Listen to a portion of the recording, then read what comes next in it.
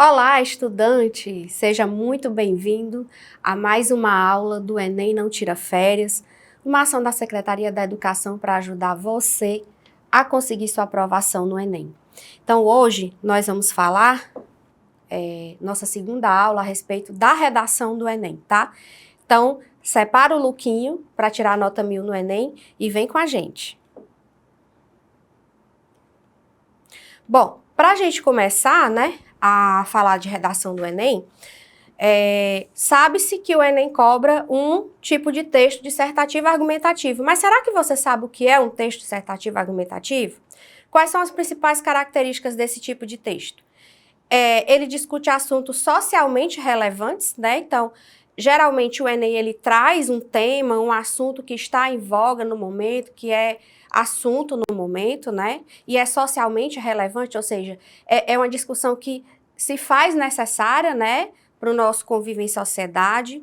Ele possui uma estrutura, de certa forma, rígida, que vai se dividir aí em 3 partes fundamentais, que é a introdução, a argumentação e a conclusão, que nós vamos ver aqui direitinho, aqui na nossa aula, inclusive com o exemplo, tá? Cada uma dessas partes. E ele tem como objetivo central a formação de opinião do leitor, tá?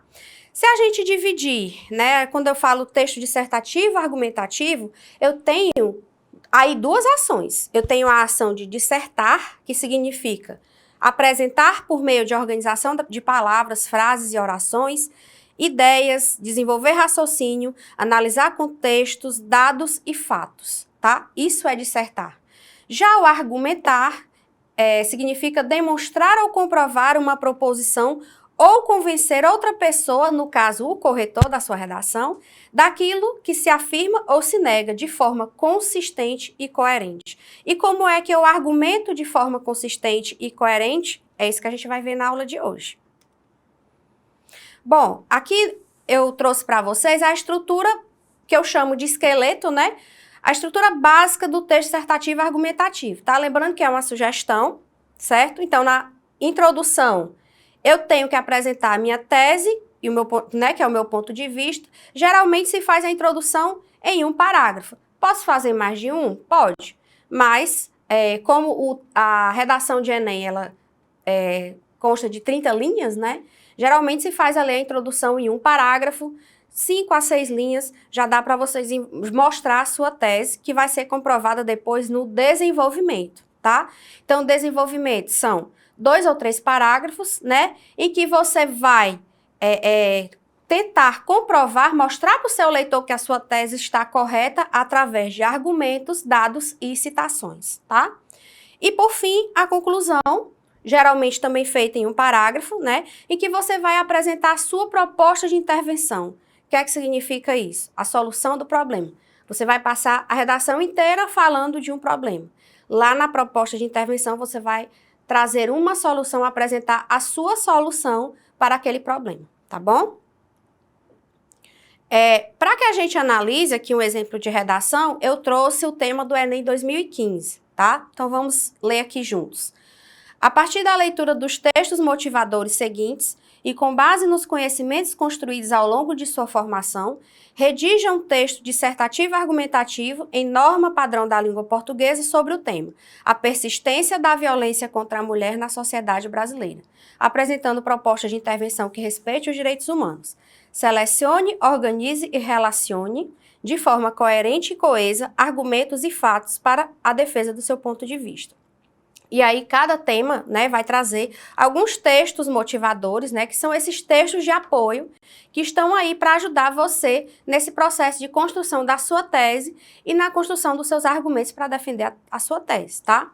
Então, o primeiro texto motivador desse tema é: nos 30 anos decorridos entre 1980 e 2010, foram assassinadas no país acima de 92 mil mulheres, 43,7 mil só na última década. O número de mortes nesse período passou de 1.353 para 4.465, que representa um aumento de 230%, mais que triplicando o quantitativo de mulheres vítimas de assassinato no país. Então, isso aqui está muito relacionado com a palavra persistência, né? a violência contra a mulher, ela existe e ela persiste e ela vem aumentando com o passar do tempo, né? O texto 2 está relacionado aí aos tipos de violência que as mulheres relatam. Então, a gente pode perceber, né, que a violência física ainda é o maior tipo de violência, com 51,68%, seguido da violência psicológica, que é 31,81%, a violência moral, 9,68%, a violência sexual, 2,86%, a violência patrimonial, com 1,94%, o cárcere privado, com 1,76%, e o tráfico de pessoas, 0,26%. Né? Lembrando que a violência contra a mulher não é só a questão da violência física, né? São todos esses tipos de violência que nós vimos agora. A violência psicológica, a violência sexual, a violência patrimonial, que é quando o homem não deixa a mulher ter acesso à própria riqueza, e por aí vai. O texto 3 traz uma campanha publicitária, né, que diz feminicídio basta, né? E o texto 4 traz a questão da violência da mulher em números, né? Então, 332.216 processos que envolvem a Lei Maria da Penha chegaram entre setembro de 2006 e março de 2011 aos 52 juizados e varas especializados em violência doméstica e familiar contra a mulher existentes no país. Isso resultou em 33,4% de processos julgados, 9.715 prisões em flagrante, 1.577 prisões preventivas decretadas, 237 mil relatos de violência foram feitos ao LIC 180, né, que é o Serviço Telefônico de Proteção à Mulher. 7 de cada 10 vítimas que telefonaram para o LIC 180 afirmaram ter sido agredidas pelos companheiros. 58 mulheres e 2.777 homens enquadrados na Lei Maria da Penha, porque a Lei Maria da Penha ela também vale para os homens, estavam presos no país em dezembro de 2010. Ceará, Rio de Janeiro e Rio Grande do Sul não constam nesse levantamento feito pelo Departamento Penitenciário Nacional, certo? Então, esses são os textos motivadores. Levando em conta o tema, né? O tema da redação, a persistência da violência contra a mulher na sociedade brasileira. Quando eu pego o tema da redação, a primeira coisa que eu tenho que encontrar para daí eu formar o meu esqueleto são as palavras-chave desse tema, ou seja, quais são as palavras, né, que estão aí tão relacionados ao tema, né, que eu não posso deixar que elas faltem na minha redação. Persistência, né, não é que a violência existe e ela persiste, né, ela aumenta. Violência, mulher e sociedade brasileira, porque a redação do Enem, ela sempre se volta para a nossa realidade, a realidade brasileira, tá? Vamos começar pela introdução. A introdução, ela equivale ao primeiro parágrafo, tá? Então, nessa parte, você vai fazer a apresentação do problema e de suas principais abordagens. Então, é na introdução que a sua tese deve vir, né? Os argumentos que vão explicar e que vão defender a sua tese, ou seja, o seu ponto de vista, eles vão estar lá no desenvolvimento que a gente vai ver depois. Então, dessa forma, você vai conseguir direcionar o olhar do leitor para seguir a sua linha de raciocínio. Mas aí você pode me perguntar, professor, o que é tese? A tese é o que nós comumente chamamos de opinião, de ponto de vista, é o seu posicionamento crítico em relação ao tema que está sendo trabalhado, tá? Ela é a parte fundamental para a existência de um texto argumentativo. Se um texto argumentativo não tem uma tese, esse texto não vai ter a sua função cumprida, uma vez que o autor não apresentará sua intenção, seu posicionamento em relação ao que foi apresentado para a discussão. É como um debate. É como se você, a sua folha de redação e o corretor estivessem participando de um debate. Então, se você não tem uma opinião, se o seu leitor não consegue identificar a sua opinião sobre um determinado assunto, você não está participando ativamente daquele debate. Então, se você não elaborou uma tese, você não vai produzir de uma forma satisfatória um texto argumentativo, ok? Mas vamos ver isso na prática, daqui a pouco. Antes da gente trazer aqui o parágrafo da introdução, eu queria só fazer esse esclarecimento entre fato e opinião, né? Quando a gente fala de fatos, né, quando eu digo que vocês têm que apresentar fatos e opiniões na redação, é preciso que a gente tenha muito claro essa diferenciação. O que é um fato? Um fato é algo que realmente aconteceu, é uma coisa que pode ser comprovada cientificamente, né? Ou através da observação. Então, quando eu digo o ser humano necessita de ar para viver, isso não é a minha opinião, isso é um fato. É cientificamente comprovado, né? Já a opinião é a manifestação de uma forma de ver representando o estado de espírito e a atitude de um indivíduo ou de um grupo em relação a um determinado parâmetro ou realidade, certo? É o que eu acredito ser verdadeiro, né? Então, quando eu digo eu fico bem usando o vestido, isso não é um fato. Pode ser que algumas pessoas não concordem, é a minha opinião, né? Então, eu preciso ter opiniões a respeito de um fato, mas eu não posso querer colocar uma opinião minha como se ela fosse um fato, ok? A gente vai ver isso bem direitinho aqui nos exemplos. Passando aqui para a correção, né? Eu trouxe uma redação que tirou nota 1000, tá? Para a gente aqui fazer a análise dela juntos. Esse candidato colocou como título, repetiu, no caso, né, o tema da redação no título, a persistência da violência contra a mulher na sociedade brasileira. Lembrando que o título, ele não é obrigatório na redação do Enem. Mas caso você coloque, se você decidir repetir o tema como título, não tem problema nenhum, né? Se também quiser criar um título criativo, isso também vai chamar a atenção do corretor para sua redação. Tá? Então, vamos ler aqui esse capítulo de introdução. Então, vamos ler aqui esse parágrafo de introdução, tá? Para a gente começar a análise. A violência contra a mulher no Brasil tem apresentado aumentos significativos nas últimas décadas. De acordo com o mapa da violência de 2012, o número de mortes por essa causa aumentou em 230% no período de 1980 a 2010. Além da física, o balanço de 2014 relatou cerca de 48% de outros tipos de violência contra a mulher, dentre esses a psicológica. Nesse âmbito, pode-se analisar que essa problemática persiste por ter raízes históricas e ideológicas. Então, vamos aqui. Nós podemos ver que essa candidata, ela pegou o tema, né, a persistência da violência contra a mulher na sociedade brasileira, e ela apresentou o ponto de vista dela em relação a esse tema. Qual é a tese dela? Que a violência contra a mulher tem apresentado aumentos significativos nas últimas décadas e essa problemática, ela persiste porque ela tem raízes históricas e raízes ideológicas. Essa é a tese dela, que ela vai ter que comprovar e ela já começa comprovando aqui mesmo na introdução, né, em que ela traz aí dados e estatísticas retirados dos textos motivadores. Né? Ela fala, de acordo com o mapa da violência de 2012, o número de mortes por essa causa aumentou em 230% no período de 1980 a 2010, né? Além dos 48% de outros tipos de violência contra a mulher.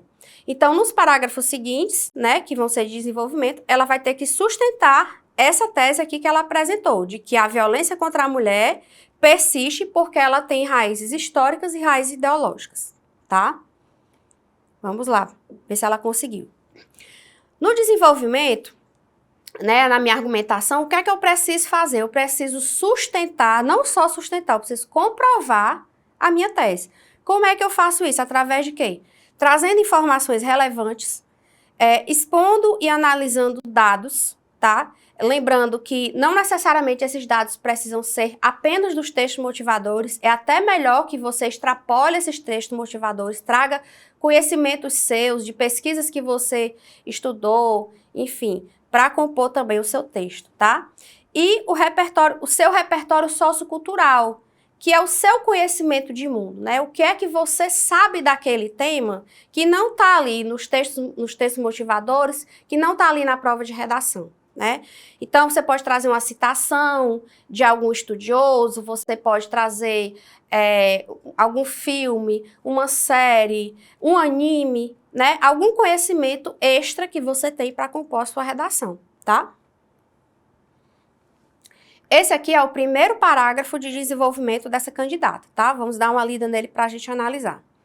O Brasil ainda não conseguiu se desprender das amarras da sociedade patriarcal. Isso se dá porque, ainda no século XXI, existe uma espécie de determinismo biológico em relação às mulheres. Contrariando a célebre frase de Simone de Beauvoir, não se nasce mulher, torna-se mulher. A cultura brasileira, em grande parte, prega que o sexo feminino tem a função social de se submeter ao masculino, independentemente de seu convívio social, capaz de construir um ser como mulher livre. Dessa forma, os comportamentos violentos contra as mulheres são naturalizados, pois estavam dentro da construção social advinda da ditadura do patriarcado. Consequentemente, a punição para este tipo de agressão é dificultada pelos traços culturais existentes e, assim, a liberdade para o ato é aumentada. Então, o que é que a gente pode perceber aqui? Na argumentação, ela mostra aqui um repertório sociocultural, né? Ela traz uma citação da estudiosa aí do feminino, né, Simone de Beauvoir, não se nasce mulher, torna-se mulher. E além disso, ela traz vários argumentos que eu coloquei aí em vermelho, né, para defender o ponto de vista dela, que daqui a pouco a gente vai ver com mais detalhes. No segundo parágrafo, ela diz o seguinte: além disso, já há o estigma do machismo na sociedade brasileira. Isso ocorre porque a ideologia da superioridade do gênero masculino, em detrimento do feminino, reflete no cotidiano dos brasileiros. Nesse viés, as mulheres são objetificadas e vistas apenas como fonte de prazer para o homem, e são ensinadas desde cedo a se submeterem aos mesmos e a serem recatadas. Dessa maneira, constrói-se uma cultura do medo, na qual o sexo feminino tem medo de se expressar por estar sob a constante ameaça de sofrer violência física ou psicológica de seu progenitor ou companheiro.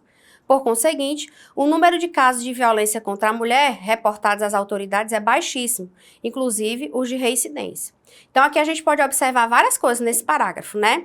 Primeiramente, a utilização de operadores argumentativos, né, que são os conectivos. Então, ela utiliza tanto os interparágrafos, né, que é entre um parágrafo e outro, por exemplo. O além disso, ele estabelece uma relação com o parágrafo anterior, em que ela trouxe vários argumentos. E além daqueles argumentos, tem esses outros que ela trouxe nesse parágrafo. Como ela também traz os intraparágrafos, né, que são os operadores argumentativos que ficam aí dentro do parágrafo. Então, ela traz o por conseguinte, o dessa maneira, tá? Lembrando que os operadores argumentativos, eles estão diretamente relacionados aí à competência 4. Então, quanto mais você utilizar e utilizar bem esses operadores argumentativos, mais a sua redação vai ficar coerente, coesa, né? Vai chamar também a atenção do seu corretor de que você é um aluno diferenciado, tá? Então, a gente tem aqui também a argumentação e a defesa do ponto de vista dela, que está aí em vermelho, né, ó. Há o estigma do machismo na sociedade brasileira, isso ocorre porque a ideologia da superioridade do gênero, etc. Ela traz também um repertório sociocultural próprio, né, onde ela fala que as mulheres são objetificadas e vistas apenas como fonte de prazer para o homem, e são ensinadas desde cedo a se submeterem aos mesmos e a serem recatadas. Teria sido melhor se ela tivesse colocado uma fonte? Teria, mas está válido também. E traz um dado aqui, né? Embora não numérico, mas não deixa de ser um dado. O número de casos de violência contra a mulher reportados às autoridades é baixíssimo, inclusive os de reincidência, que estão comprovados também lá nos textos motivadores, né? Então, o que é que a gente pode observar desses parágrafos dela de desenvolvimento? Vamos retomar a tese que ela apresentou lá no capítulo dela de introdução, tá? Qual era a tese dela? A violência contra a mulher no Brasil tem apresentado aumentos significativos nas últimas décadas. Essa problemática persiste por ter raízes históricas e ideológicas. Então, quais foram os argumentos que ela utilizou para sustentar e para comprovar essa tese? Primeiro, ela diz: o Brasil ainda não conseguiu se desprender das amarras da sociedade patriarcal, aquela sociedade em que o homem manda, né, o masculino manda. Então, isso é uma raiz histórica, né? Tá diretamente relacionado com a sociedade patriarcal que se desenvolveu na sociedade brasileira e em várias outras sociedades, né? Ela diz também que os comportamentos violentos contra as mulheres são naturalizados, pois estavam dentro da construção social advindo da ditadura do patriarcado. Também um problema de raiz histórica, né? Ainda no século XXI, existe uma espécie de determinismo biológico em relação às mulheres.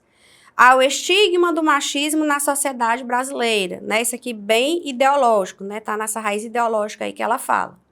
As mulheres são objetificadas e vistas apenas como fonte de prazer para o homem. São ensinadas desde cedo a se submeterem aos mesmos e a serem recatadas. Raízes históricas.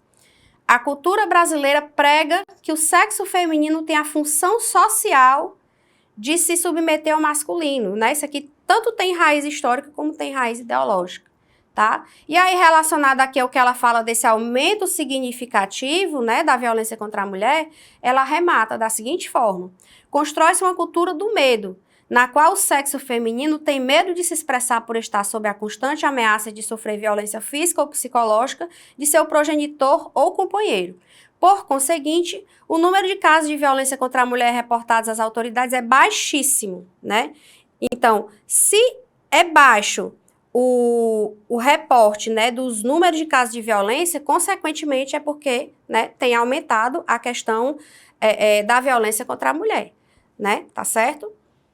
Inclusive os de reincidência. Interessante também falar que ela traz aqui também não só a violência relacionada ao casamento, né? Ela fala também da violência que a mulher sofre antes de casar, né? Pelo pai, às vezes pelo irmão. Que isso aí também está relacionado às raízes históricas, né? Em que a mulher era primeiramente mandada pelo pai, o pai é quem decidia com quem ela ia casar, e aí ela passava para a mão do marido, que era quem ia mandar nela por sua vez, tá? E a conclusão? Na conclusão, como a gente já falou, você vai trazer uma proposta de intervenção, ou seja, você vai apresentar a solução para o problema. Então, aqui na tese dela, ela apresentou, né, o problema. Qual é o problema? A violência contra a mulher no Brasil tem aumentado e tem persistido porque tem raízes históricas e ideológicas. Então, como é que eu soluciono isso? Tá? É isso que eu vou apresentar na conclusão. Então, para que eu apresente uma conclusão completa, da forma como a competência 5 pede, né, para que você tire os 200 pontos e assim você consiga atingir a nota 1000, você precisa trazer esses 5 elementos. Você precisa mostrar a ação, né? Então, o que é que vai ser feito? Depois, o agente, né? Ou seja, quem vai fazer a ação? Quem vai ser responsável por implementar a ação? O modo meio, né? Ou seja, como é que essa ação vai ser desenvolvida? De que forma? O efeito, né? Por que que ela deve ser implementada e quais são os resultados que essa ação pode alcançar? E um detalhamento, que são informações que são adicionadas aos elementos, a um desses elementos. Você pode detalhar praticamente todos os elementos. O que é que eu recomendo? Que eu acredito que seja mais fácil para que você consiga tirar os 200 pontos nessa competência. Detalhar o agente, vou trazer alguns exemplos aqui para vocês, tá? Detalhar a ação e detalhar o modo meio, para mim são as formas mais práticas de você conseguir atingir aí esses 200 pontos na competência 5, tá? Importante também que a sua proposta de intervenção aborde essas questões sociais, como a redação do Enem como um todo, né? Que você respeite os direitos humanos. Essa questão do respeito aos direitos humanos na redação, ela vem de muito tempo. Antigamente, quando você desrespeitava os direitos humanos, tanto na conclusão quanto em qualquer parte do texto, você zerava a redação, né? Agora, quando você desrespeita os direitos humanos mais ali na conclusão, você zera a competência 5, né? E como é que eu desrespeito os direitos humanos? Quando você sugere uma proposta de intervenção, a solução do problema que vai contra a Constituição, que vai contra as leis brasileiras. Então, se você diz que para combater a violência da mulher, os homens deveriam todos morrer, algo assim, né? Você não está indo de acordo com a Constituição. Porque a nossa Constituição não prevê isso, a nossa Constituição não prevê pena de morte, né? O que é que você pode fazer, caso você seja, enfim, você queira abordar isso também? Você pode propor como uma lei, uma proposta de lei. Então, você poderia dizer, o governo, através de isso, deveria discutir a pena de morte no Brasil. Aí, ok, Você não estaria desrespeitando os direitos humanos porque você está trazendo como proposta de lei. Mas se você sugere que algum ser humano tenha que morrer para resolver o problema ou algo desse tipo, aí você vai estar desrespeitando os direitos humanos, tá? Além disso, a intervenção ela tem que ser exequível. O que é que isso significa? Não adianta tentar fazer propostas mirabolantes, né? Assim, coisas que a gente sabe que não são factíveis, que não são possíveis de serem colocadas em prática, tá? Então, tentem ser práticos, tentem trazer propostas de intervenção que são soluções que podem ser implantadas, né? Resumindo, não inventem muita moda, tá? E propostas completas. Se você não fizer a proposta completa, não é que você vai zerar, mas você não vai atingir os 200 pontos e, por consequência, você também não vai conseguir tirar a nota 1000, tá? Vou mostrar aqui para vocês cada um desses elementos aqui. Esse aqui é o parágrafo de conclusão da redação que a gente está lendo, tá? Então, vamos ler aqui para depois a gente analisar. Portanto, pode-se perceber que as raízes históricas e ideológicas brasileiras dificultam a erradicação da violência contra a mulher no país. É necessário, então, que as mídias, em parceria com o governo federal e a população em geral, parem de promover e propagar informações que objetifiquem a mulher, através da difusão de campanhas publicitárias governamentais para a denúncia de agressão contra o sexo feminino, fazendo assim com que as mulheres se empoderem e se sintam capazes de reivindicar seus direitos. Ademais, é preciso que o Poder Legislativo crie um projeto de lei para aumentar a punição de agressores, para que seja possível diminuir a reincidência. Quem sabe, assim, o fim da violência contra a mulher deixe de ser uma utopia no Brasil. Então, o que é interessante a gente observar nesse parágrafo dela de conclusão? Primeira coisa, ela inicia a conclusão dela retomando a tese, né? É uma forma muito comum de se fechar a redação do Enem. Eu trago de novo a tese para arrematar, né? Para dizer que realmente eu consegui comprovar o que eu estava falando. Outra coisa interessante também é que ela apresenta duas propostas de intervenção. Uma completa e uma incompleta, como a gente viu aqui. A primeira proposta dela, que é a completa, né? Quem é o agente? Para ela, as mídias. E aí ela vai detalhar o agente, né? São as mídias em parceria com o governo federal e a população em geral. Então, por isso que eu disse para vocês que o agente é um elemento, digamos, mais fácil de você conseguir detalhar, de você conseguir os pontos do detalhamento. Porque você pode utilizar sempre esse bizu da parceria, né? Então, o governo, em parceria com a população, em parceria com a Secretaria de Saúde, por exemplo, né? Então, é uma forma mais fácil de você conseguir detalhar. Então, ela detalha da seguinte forma: as mídias em parceria com o governo federal e a população em geral. Então, ela colocou aqui 2 parceiros, tá? Qual é a ação? O que é que as mídias, o governo federal e a população podem fazer? Parem de promover e propagar informações que objetifiquem a mulher. Como é que eles vão fazer isso? Através da difusão de campanhas publicitárias governamentais para a denúncia de agressão contra o sexo feminino. Isso vai servir para que as mulheres se empoderem e se sintam capazes de reivindicar seus direitos. Pronto, isso aqui é uma conclusão que vai tirar os 200 pontos na competência 5. Já se ela não tivesse feito essa completa e tivesse feito só essa segunda, vamos ver quanto é que ela tiraria.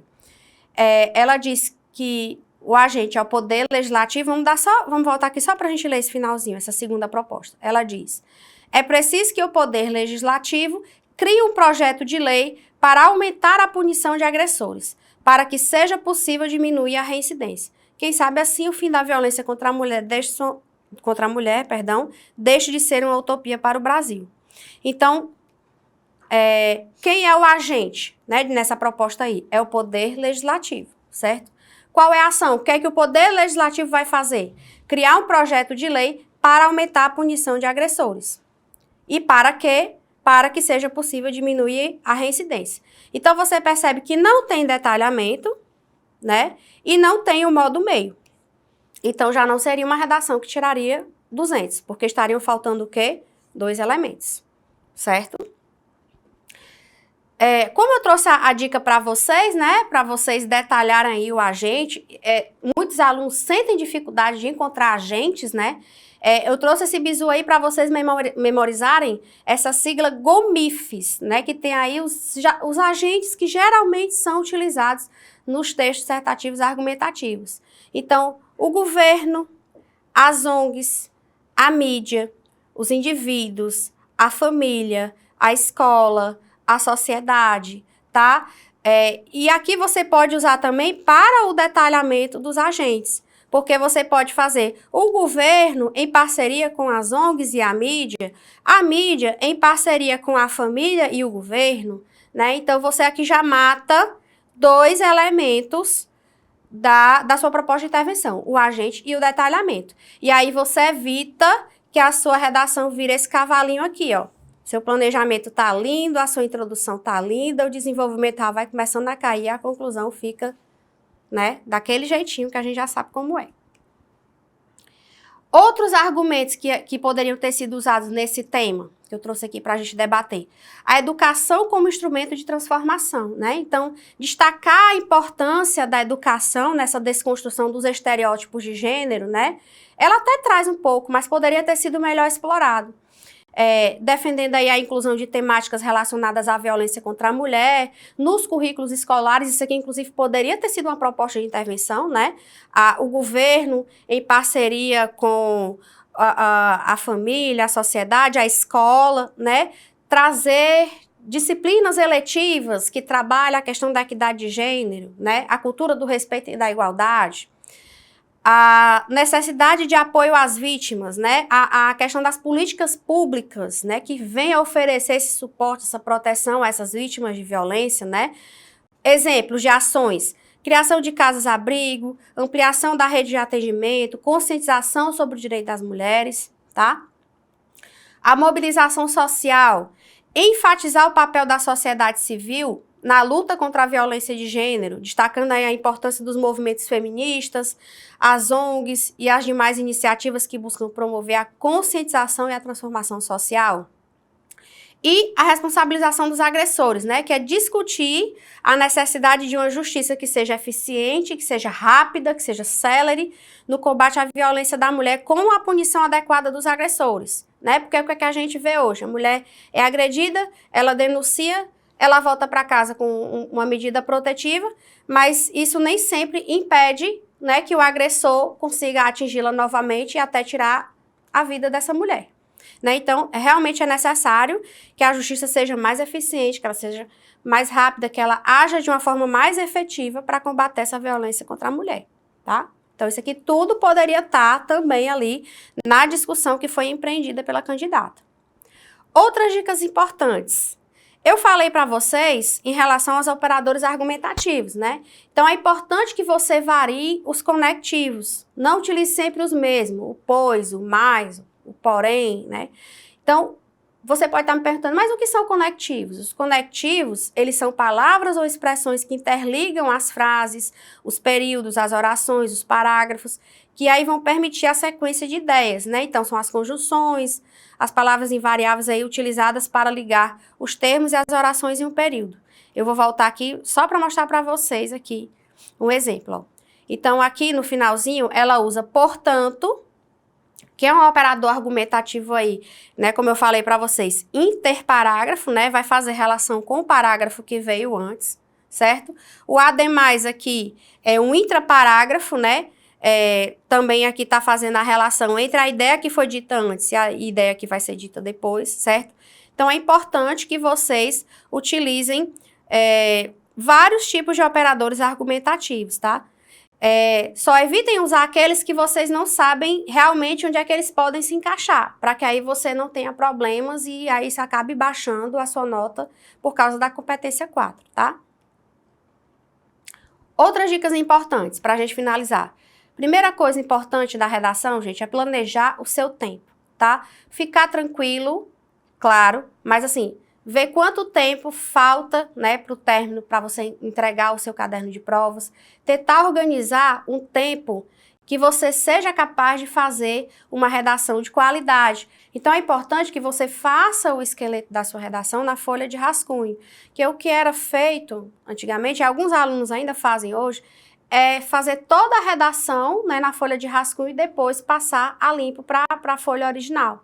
Só que isso acaba tomando muito do seu tempo, né? E algumas pessoas não conseguem gerir bem e acabam fazendo os últimos parágrafos na correria e acaba não ficando tão bom. Então, como é que eu faço esse esqueleto? Primeira coisa, eu pego o tema, né? Coloco lá na minha folha de redação. Desse tema, eu vou puxar a minha tese, ou seja, a minha opinião, meu ponto de vista em relação àquele tema. O que é que eu penso em relação àquilo, né? Da minha tese, eu vou separar os meus argumentos, certo? Separei uns 5, 6 argumentos que eu vou utilizar para sustentar a minha tese. Dentre esses argumentos, eu vou ter aqui citações, né? Então, eu posso ver quais são os estudiosos que eu conheço relacionados àquele assunto, que eu posso trazer uma citação dele para cá. Lembrando, gente, assim, que a citação, ela precisa ter a ver com o tema, tá? Não adianta você pegar uma citação que as pessoas chamam hoje de citação coringa, que serve para todos os temas. Se você só jogar uma citação lá e você não relacionar com a sua redação, ela não vai ter muita serventia para compor sua nota, tá? Então, é importante que a citação, que o exemplo de série, que o exemplo de filme, que os dados que você vai trazer, eles precisam estar relacionados à sua tese e ao tema da redação, tá? Uma citação que é muito utilizada, o homem é o lobo do homem. Tá, tudo bem. Mas será que essa citação ela cabe para todos os temas? Ela caberia num tema desse aqui? Né? Eu teria que fazer toda uma articulação argumentativa para relacionar essa citação ao tema e à minha tese, tá certo? Da minha argumentação aqui, que eu vou trazer tudo isso, eu vou partir para a minha conclusão. E aí eu vou colocar aqui aqueles 5 elementos que eu trouxe para vocês. Então, qual é a minha proposta para solucionar o problema? É essa. Quem vai fazer? Como vai fazer? Eu vou detalhar qual, né? O agente. Então, é ele em parceria com quem? Né? De que forma vai fazer? E qual é o efeito disso, tá? E aqui eu tenho o esqueleto da minha redação. Daqui é só você ir aí, né, complementando o seu texto lá na sua folha de redação original, tá? Importante é que você tome cuidado para escolher uma tese que você conheça profundamente e possa defender com desenvoltura. Então, não adianta também você querer falar muito difícil e colocar coisas na sua redação que depois você não vai conseguir sustentar, tá? Tem que ser factível para você. Seu principal foco no rascunho deve ser o conteúdo e não tanto a gramática e a ortografia, que você pode corrigir na hora de passar a limpo, tá? Então, você faz o rascunho, deixa fluir as ideias, porque se você for ficar se preocupando com acentuação, com concordância, tudo isso pode ser que o seu fluxo de ideias seja interrompido, né? Então, você pode escrever a sua redação do jeito que as ideias vêm e depois você faz uma leitura, você vai fazendo as correções necessárias, tá? Dê mais importância para a organização de seus argumentos. Suas ideias devem fazer sentido, tá? Apresente seus argumentos de forma harmoniosa e conectada à sua tese. Então, o seu argumento, ele tem que estar conectado à sua tese, ele tem que sustentar a sua tese, tá? Para que a leitura do texto seja fluida, né, que ele seja fácil de ler e de compreender. A coerência e a organização valorizam cada ponto dos seus argumentos. Evite, isso aqui é muito importante, evite usar palavras difíceis que te deixem em dúvida quanto à escrita. O que a gente mais vê são alunos tentando usar, principalmente os operadores argumentativos, né? E que eles não sabem realmente como é que eles funcionam, se eles são de oposição, se eles são de adição. E aí colocam para tentar dar um ar mais, né, um ar superior, assim, para a redação, só que acaba não funcionando porque ele não está colocado de forma adequada.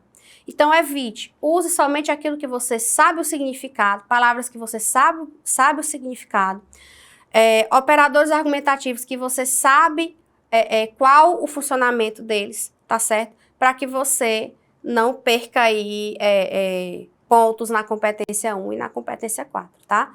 Quanto mais fácil for para o corretor entender o seu texto, maiores as chances de garantir uma boa nota. Então, não pensem que redações com palavras difíceis é uma redação que necessariamente vai tirar uma boa nota, tá? Fuja do lugar comum. Busque apresentar um diferencial em seu texto. Algo que o diferencie da maioria que passará pelo corretor. Então, quando eu falo de você extrapolar os textos motivadores, eu estou falando em relação exatamente a isso. A maioria dos candidatos vai sustentar a argumentação e a própria tese nos textos motivadores. Então, se você extrapolá-los, né, se você buscar outras referências, se você trouxer algum filme que você assistiu que tem relação com o tema, se você trouxer uma série, um anime, uma HQ, enfim, algo do seu conhecimento de mundo que tem a ver com o tema, a sua redação já vai se diferenciar bastante das demais, tá? Ultrapasse, quando possível, os textos motivadores, acabamos de falar. Antes de passar a limpo, confira se o seu texto contempla a estrutura clássica de introdução, desenvolvimento e conclusão, tá? No mais, gente, eu desejo a vocês um desempenho 10 de 10, aliás, 1000 de 1000, né? Espero que vocês fiquem ligados nas nossas aulas, na próxima aula de redação, que vai vir, que também vai ser complementar dessa, e desejo sucesso nos estudos e na sua nota do Enem.